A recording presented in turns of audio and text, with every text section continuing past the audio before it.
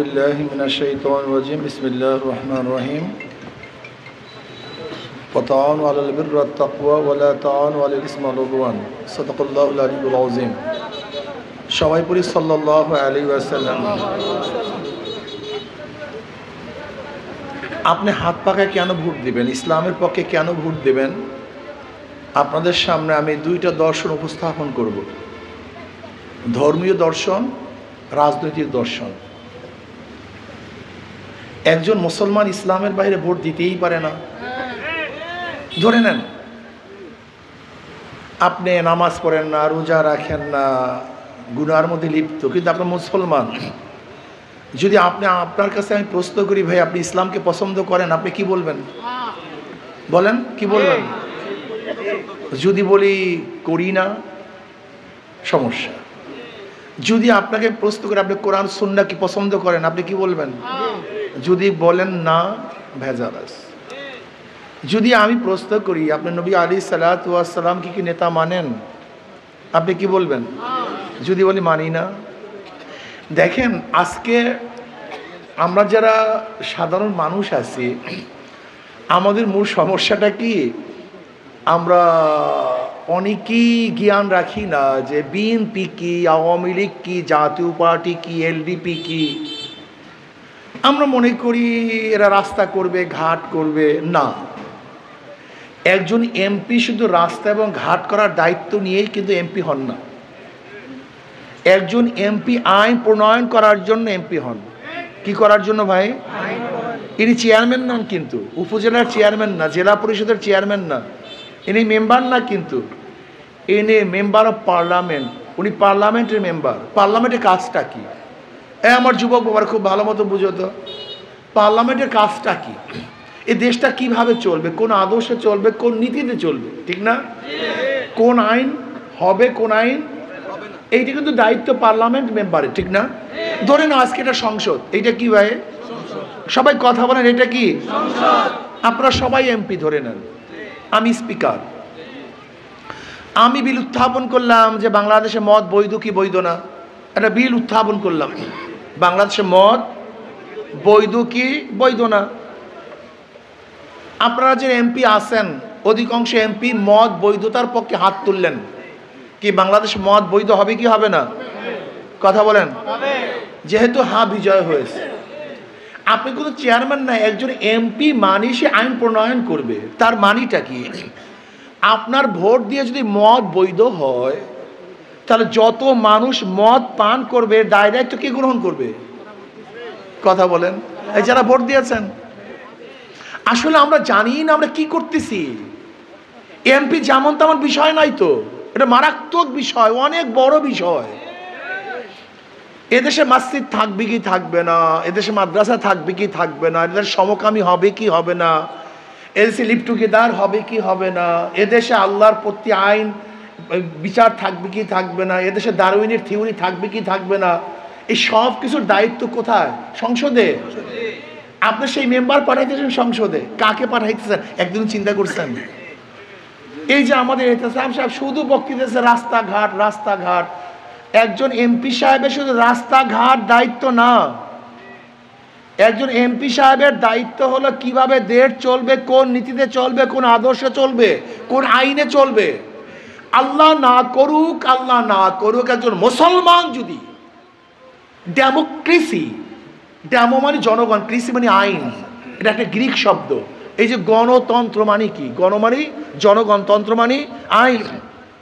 সমাজতন্ত্র, গণতন্ত্র, সেকুলারিজম, এই ধর্ম নিরপেক্ষতাবাদ, সোশ্যালিজম, ক্যাপিটালিজম, এগুলো নীতি ও আদর্শ, কিন্তু এইটা আপনাকে বোঝানো হয় না তো। ও সমস্ত সময় বুঝায় কি রাস্তাঘাট রাস্তাঘাট রাস্তাঘাট। শুধু এমপিদের দায়িত্ব না। এদেশ ইসলাম থাকবে কি থাকবে না, মুসলমান থাকবে কি থাকবে না, মানুষ নাস্তিক হবে কি হবে না, চুরি হবে কি হবে না, ডাকাতি হবে কি হবে না, এই আইন যেখানে প্রণয়ন করে তার নাম এমপি। আপনারা কাকে ভোট দিচ্ছেন, কি ভাবছেন আপনারা? আপনি কি জানেন এমপি ভোটটা কত মারাত্মক, কত গুরুত্বপূর্ণ?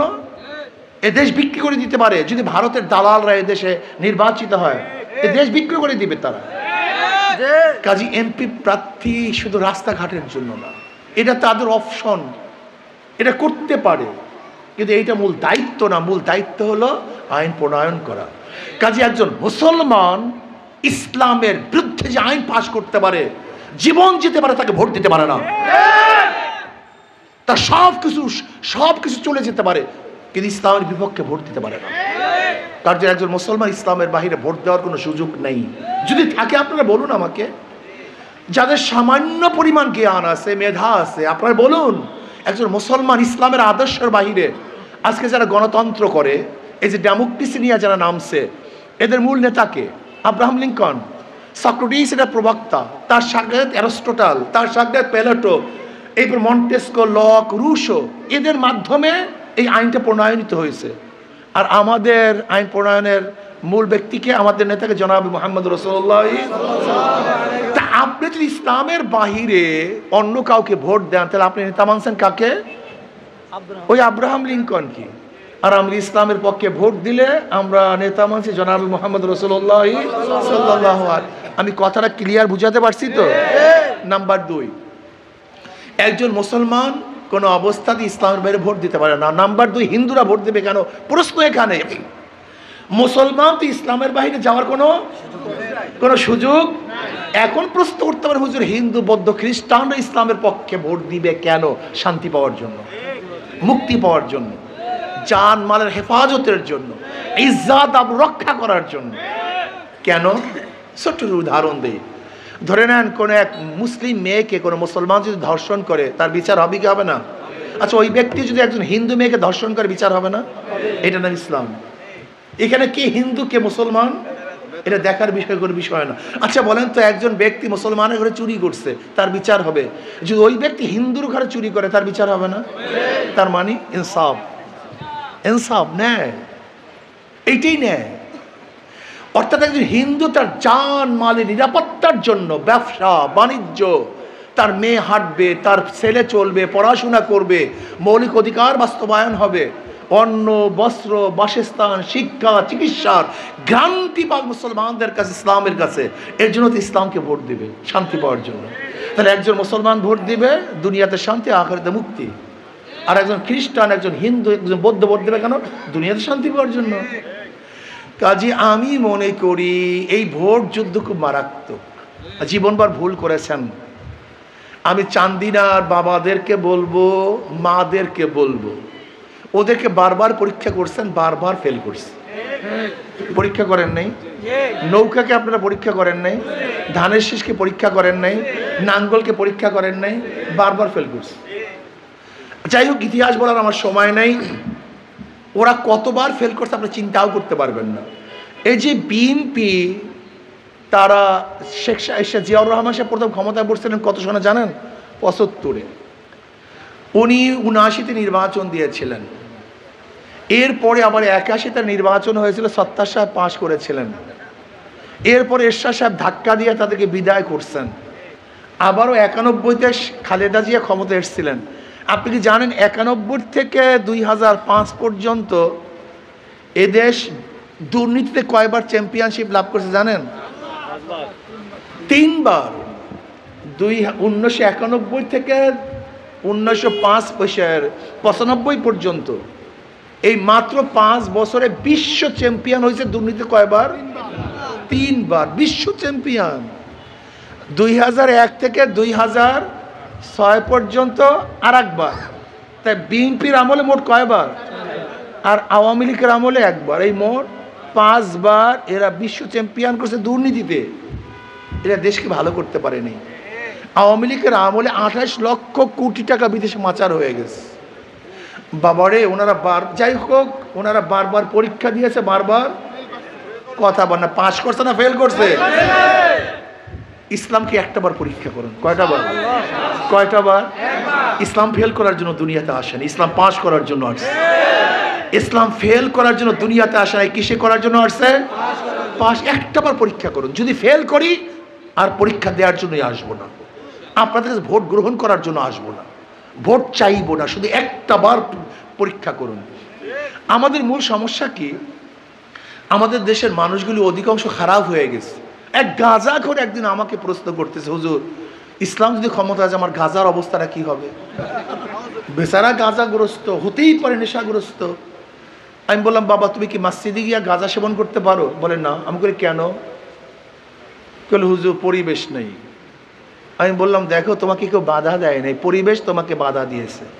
ঠিক ইসলাম ক্ষমতায় আসলে এমন সুন্দর একটা পরিবেশ আসবে যেখানে তুমি অন্যায় করতে পারবে না, তুমি এমনি ভালো হয়ে যাবে।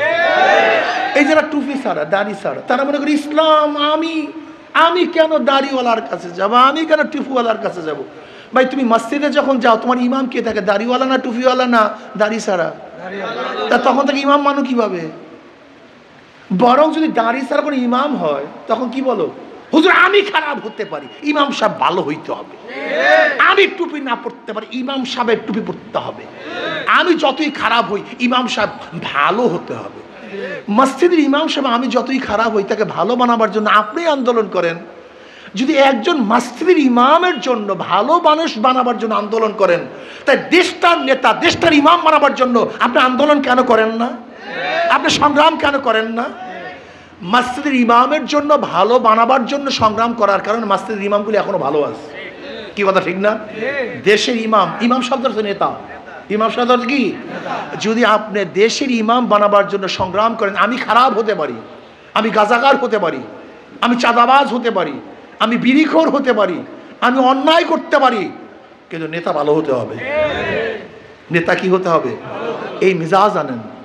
কিন্তু আমরা কি বলি? আমরা যত খারাপ আমার নেতা তত খারাপ হবে। তাহলে খারাপের সংখ্যা বাড়বে, ভালো হওয়ার সম্ভাবনা থাকবে না।